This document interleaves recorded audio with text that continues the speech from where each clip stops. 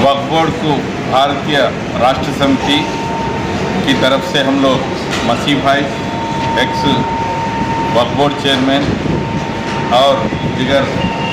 Minority leader साथियों के साथ आज यहाँ इसलिए आए कि 24 अक्टूबर में जो एफआईआर इशू हुआ 261 ऑफ 2025, इसमें ये इदारा जो वक्फ बोर्ड का इदारा है उसमें 4 महीने पहले चोरी का एफआईआर दर्ज किया गया है। कंप्लेंट तो जबकि सीओ साहब देके गए मगर उसको वैसे ही दबोच के आज तक 24 तारीख तक वो एफआईआर के शक्ल में नहीं आया। हम लोग फिर ये सीओ साहब आके कोर्ट के ऑर्डर से फिर आके ज्वाइन होने के बाद उसमें हरकत शुरू हुई। आज इसलिए कंप्लेंट देने आए हैं कि वो गवर्नमेंट के फाइल्स और ये वक्फ बोर्ड के फाइल्स ये बाहर कैसा जा रहे हैं। आपको हैरानगी की बात यह है कि यहाँ से चोरी हुए डॉक्यूमेंट्स कोर्ट में सबमिट किए गए, उसमें सीओ साहब को कंटेम्प्ट ऑफ कोर्ट के ज़रिए उनको नोटिस आए तो उनके इल्म में यह आया कि उन्होंने सिग्नेचर करके दिए सो जो भी डॉक्यूमेंट्स है चेयरमैन के रूम में जाने के बाद उसकी शक्ल जो प्राइवेट कंप्लेंट दे रहे हैं उनके घरों को उनके हाथों को गए। उन लोग डॉक्यूमेंट्स की शेप में हाई कोर्ट में सबमिट करके ये कर रहे हैं। तो आज ये कांग्रेस की हुकूमत ऐसे हुई और ये पर्टिकुलरली मुसलमान के इदारों में जो भी वक्फ बोर्ड है, माइनॉरिटी कॉरपोरेशन है, हज कमेटी है, उर्दू अकादमी का है, ये पूरे इदारे पूरे आज सो रहे हैं। उसको कौन चेयरमैन है कौन ऑफिसर है इनको नहीं मालूम। आज हम लोग यहाँ आए, शायद एक चेयरमैन भी यहाँ ये इदारे में बैठा हुआ नहीं है, इसलिए हम लोग सब मिलके कंप्लेंट दिए कि गवर्नमेंट के फाइल्स जो गायब हो रहे हैं उसके बारे में थ्रो इंक्वायरी करके जो भी इसमें शामिल है उन लोगों को इमीडिएट एक्शन लेके सस्पेंड करने के लिए, और साथ ही साथ पूरे रिकॉर्ड्स की तहकीकात करके जो भी इसमें शामिल है उन लोगों के ऊपर एक्शन लिया जाए और हर एक फाइल की टोटल जान करके पूरी इंक्वायरी करके उसके ऊपर लिया जाए। ये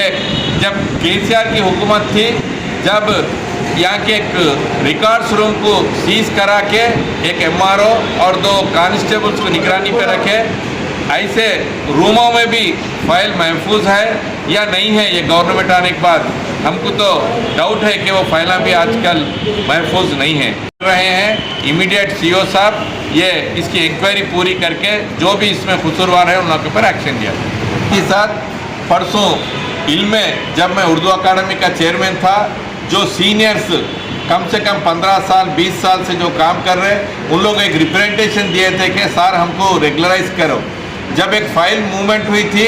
10 से 12 लोग जो सीनियर उर्दू अकादमी में 15-20 साल से काम कर रहे थे उनकी एक फ़ाइल मूव हुई थी इन लोगों को परमानेंट करने के लिए, मगर परसों ही हमके इल्म में यह आया कि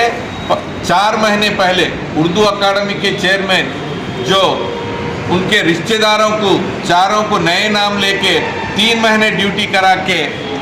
जो ताहिर बिन हमदान साहब अपने रिश्तेदारों को पहचानत वालों को 3 महीने ड्यूटी करके इसमें परमानेंट किए गए। हर एक डिपार्टमेंट में, साथ ही साथ माइनॉरिटी फाइनेंस कॉरपोरेशन में 1 रुपया भी खर्च नहीं किया गया। पुराने जो इलेक्शन कोड आने की वजह से जो भी मिशना रुके थे उस पर केसीआर साहब का स्टिकर निकाल के रेवंत रेड्डी साहब का स्टिकर लगा के जुबली हिल्स में जो बाई इलेक्शंस में जो कैंडिडेट है नवीन यादव साहब और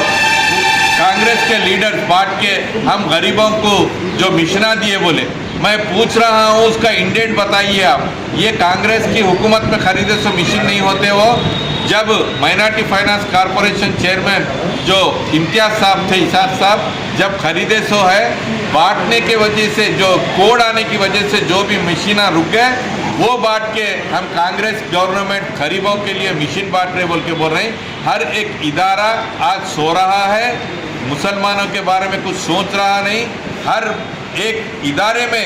ऐसी घपले हो रही कि करप्शन चल रहा है। 4 महीने मेरा रिश्तेदार आके चेयरमैन के उन्ना परमिनेंट हो रहे हैं। इसकी थ्रो इंक्वायरी बराबर करेंगे। इसके